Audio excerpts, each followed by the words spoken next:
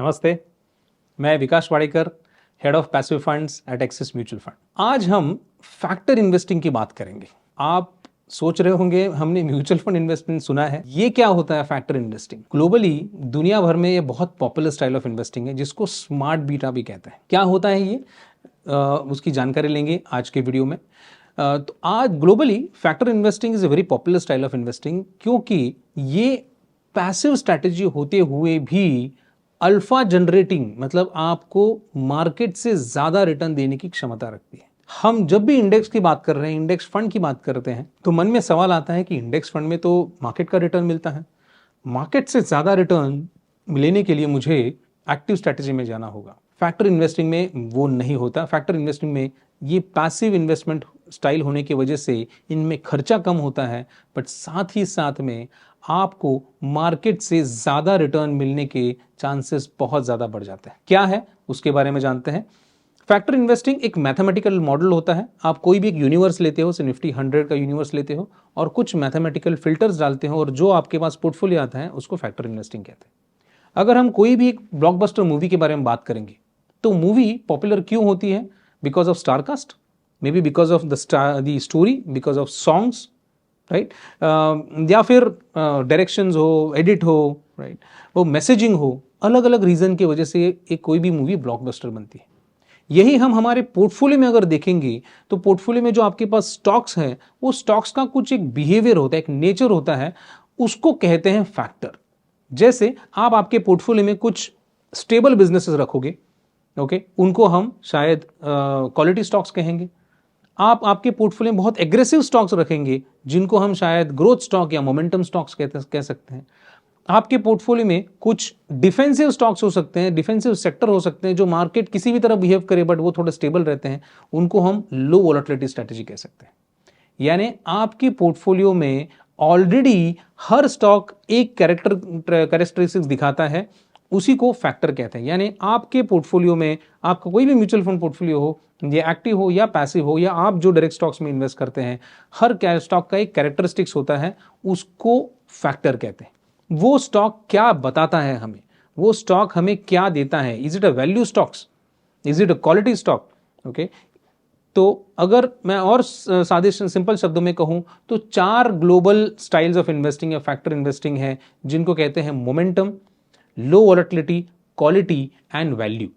ये चारों दुनिया भर में बहुत पॉपुलर है। और भी कुछ है इस फैक्टर, अगर देखे जाए तो बहुत ज्यादा फैक्टर्स हैं, पर ये 4 फैक्टर्स ग्लोबली बहुत ज्यादा स्टेबल है। ब्रीफली बात करते हैं ये फैक्टर हमें क्या देते हैं और इन सभी फैक्टर में से कौन सा फैक्टर कैसे यूज करना चाहिए, ये भी हम बात करेंगे। शुरुआत करते हैं मोमेंटम से।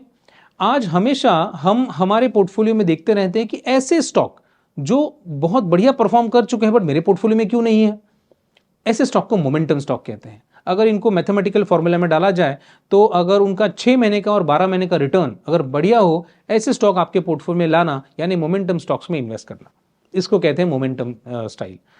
दूसरी स्टाइल होगी तो आपको हमेशा देखोगे मोमेंटम में कि आपके जो रिसेंट परफॉर्मर्स है, जो रिसेंट स्टाइल चल रही है, जो रिसेंट सेक्टर चल रहे हैं, जो रिसेंट कंपनीज बहुत अच्छा परफॉर्म कर रही हैं, 6 और 12 महीने में अच्छा रिटर्न दिया हुआ, वो कंपनीज मोमेंटम स्टॉक्स कहलाती है। लो वोलेटिलिटी स्टॉक्स अगर हम देखेंगे तो ऐसे स्टॉक जिसमें स्टैंडर्ड डेविएशन, यानी ये स्टॉक का जो ट्रेडिंग प्राइस बहुत ज्यादा ऊपर नीचे नहीं होता, उसमें बहुत ज्यादा बढ़ोतरी और बहुत ज्यादा गिरौती हम नहीं देख सकते। वो गिरावट इसलिए नहीं देखते क्योंकि वो कंपनीज बहुत स्ट्रांग होती हैं, स्टेबल होती हैं, जिनका कैश फ्लो बहुत स्टेबल होता है। ऐसी कंपनीज को लो वोलेटिलिटी कंपनीज कहते हैं। तीसरा स्टाइल हो गया value style. Value style investing आपको तो सभी को पता है कि जिन कंपनीज का price to earning ratio, price to book ratio या प्राइस टू सेल्स रेशो कम होता है या फिर शायद डिविडेंड यील्ड ज्यादा होता है, ऐसी कंपनियां वैल्यू कंपनी कहते हैं।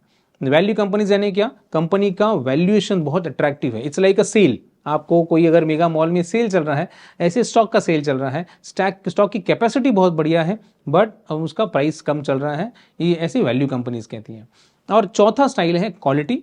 क्वालिटी में जहां ऐसी कंपनीज जिनके लेवरेज रेशो, जिनके डेट टू इक्विटी रेशो कम है, जिनका रिटर्न ऑन नेटवर्थ कंसिस्टेंट है और जिनका cash flow positive cash flow है, नेगेटिव कैश फ्लो नहीं है, ऐसी कंपनी क्वालिटीज कंपनीज कहलाती हैं। अगर हम देखेंगे हर मार्केट में एक अलग अलग स्टाइल चलता है, कभी क्वालिटी स्टॉक्स चलते हैं, कभी वैल्यू स्टॉक्स चल रहे हैं, कभी मोमेंटम स्टॉक चलते हैं और कभी लो वोलेटिलिटी स्टॉक चलते हैं मार्केट के बिहेवियर के हिसाब से। अगर हम देखेंगे, अगर पैटर्न देखें तो जब मार्केट रिकवर कर रहा है तो वैल्यू स्टाइल बहुत बढ़िया चलती है, ओके। बट जब मार्केट गिरता है तो लो वोलेटिलिटी और क्वालिटी आपके पोर्टफोलियो को स्टेबिलिटी देती है। बट जब मार्केट बुल मार्केट होता है तब मोमेंटम स्टाइल बहुत बढ़िया चलती है। तो हर मार्केट में एक स्टाइल चलता है, बट हमारे मार्केट में हम देखेंगे 25-30 साल के डेटा हिस्ट्री में हम आइडेंटिफाई नहीं कर पाएंगे कि ये शायद बुल मार्केट है या बेयर मार्केट है। तो एक मल्टी फैक्टर स्ट्रैटेजी हम आपको सजेस्ट करना चाहेंगे through axis equity ETF FOF के थ्रू। तो ये जो इक्विटी ETF है, FOF है, ये 4 मल्टी फैक्टर, 4 अलग अलग फैक्टर ETF में इन्वेस्ट करेगा, जो मोमेंटम स्ट्रैटेजी में इन्वेस्ट करता है, जो लो वोलेटिलिटी स्ट्रैटेजी में इन्वेस्ट करता है, जो क्वालिटी स्ट्रैटेजी और जो वैल्यू स्ट्रैटेजी में इन्वेस्ट करता है। ऐसे 4 अलग अलग ETF में ये फंड ऑफ फंड होने की वजह से इन्वेस्ट करेगा और आपको मल्टी फैक्टर एक्सपोजर देगा। सवाल आएगा आप किस रेशो में इन्वेस्ट करोगे? तो जो हमने हिस्टोरिकल स्टडी देखी उस हिसाब से ये देखा कि जब आपके पास ये चारों स्टाइल इक्वल वेट में होते हैं तब ये बहुत बेहतरीन रिजल्ट आपको देते हैं।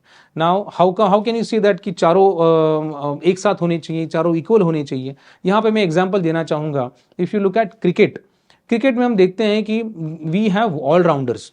कुछ ऐसे प्लेयर्स होते हैं जो बॉलिंग भी कर पाते हैं, जो बैटिंग भी अच्छी तरह से कर पाते हैं, बट वो कोई ओपनर बैट्समैन को या ओपनर बॉलर को रिप्लेस नहीं कर पाते। They are always a middle option, right? तो इसी की तरह हम मल्टी फैक्टर में आपको ऑलराउंडर नहीं दे रहे हैं, आपको 4 अलग अलग स्ट्रैटेजी एक साथ एक पोर्टफोलियो में ऐड कर रहे हैं, जो है momentum, value, quality and low volatility. ये जब चारों स्ट्रैटेजी साथ में आते हैं तो पोर्टफोलियो का रिटर्न बहुत बढ़िया दिखाई देता है। क्या करते हैं जब ये चारों स्ट्रैटेजी साथ में आते हैं, तो उसके बारे में जानकारी लेंगे। जैसे कि हमने कहा, क्वालिटी और low volatility are actually stable businesses. ये स्टेबल बिजनेस होने की वजह से 50% पोर्टफोलियो आपका क्वालिटी पोर्टफोलियो हो गया या स्टेबल पोर्टफोलियो हो गया। अगर मार्केट किसी भी लेवल से गिरता है, किसी भी स्तर से गिरता है, तो ये 50% पोर्टफोलियो आपके पोर्टफोलियो को स्टेबिलिटी देता है, एक प्रोटेक्शन देता है, क्योंकि ये क्वालिटी और low volatility strategy generally market से कम गिरते हैं। जब मार्केट रिकवर करता है तब वैल्यू स्ट्रैटेजी और मोमेंटम स्ट्रैटेजी बहुत बढ़िया परफॉर्मेंस करते हैं। तो आपके पास 2 ऐसे प्लेयर हैं जो बेयर मार्केट में काम करेंगे, 2 ऐसे प्लेयर हैं जो मार्केट रिकवरी और बुल मार्केट में काम करते हैं। बट आप जब बुल मार्केट में रिकवरी होते हैं तब लो वॉल और क्वालिटी स्ट्रैटेजी भी साथ ही साथ चलते हैं, तो ओवरऑल पोर्टफोलियो एक बेहतरीन रिटर्न देता है। आज हम इसको कंपेयर करेंगे निफ्टी 500 के साथ, तो पिछले 1 साल के रिटर्न में तकरीबन 20% का डिफरेंस हमें दिखाई देगा। 1 साल में 20% का। अगर हम लॉन्ग टर्म रिटर्न हम देखेंगे तो तकरीबन हम एक 15 साल का रिटर्न देखेंगे तो 4% से ज़्यादा, 4% CAGR से ज़्यादा आपको रिटर्न 15 साल के रिटर्न में दिखाई देगा।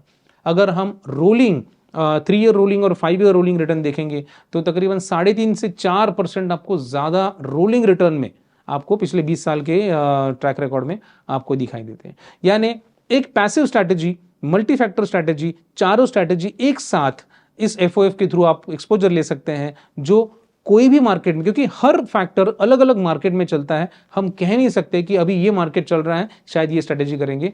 ये स्ट्रैटेजी भी आपकी हर क्लाइंट के कोर पोर्टफोलियो में बैठ सकता है, क्योंकि ये ना आपको सिर्फ स्टेबिलिटी भी देगा बट एक बढ़िया रिटर्न आपके पोर्टफोलियो में देगा। तो कल अगर आपको स्मार्ट बीटा स्टाइल में इन्वेस्ट करना है, आपको फैक्टर इन्वेस्टिंग में इन्वेस्ट करना है, आपके मन में सवाल है कहाँ से शुरू करूँ मैं, किस में इन्वेस्ट करूंगे, तो आपके सामने जवाब है axis equity ETF FOF, a multi-factor strategy to which invest in all 4 smart beta strategies in equal weight and rebalances on quarterly basis।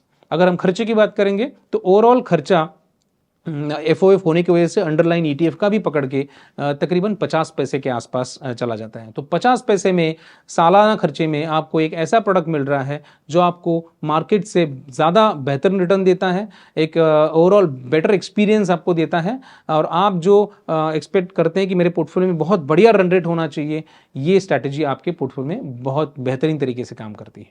तो अगर आप देख रहे हैं स्मार्ट बीटा स्ट्रैटेजी, अगर आप आपके पोर्टफोलियो के रिटर्न एनहांसमेंट अगर आप देख रहे हैं, तो multi factor strategy is a better option rather than getting into an individual factor strategy.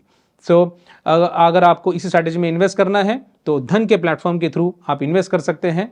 I am looking forward to your investment in Axis equity ETF FOF, a multi-factor strategy through Dhan platform. Thank you. Investments in the securities market are subject to market risk. Read all the related documents carefully before investing.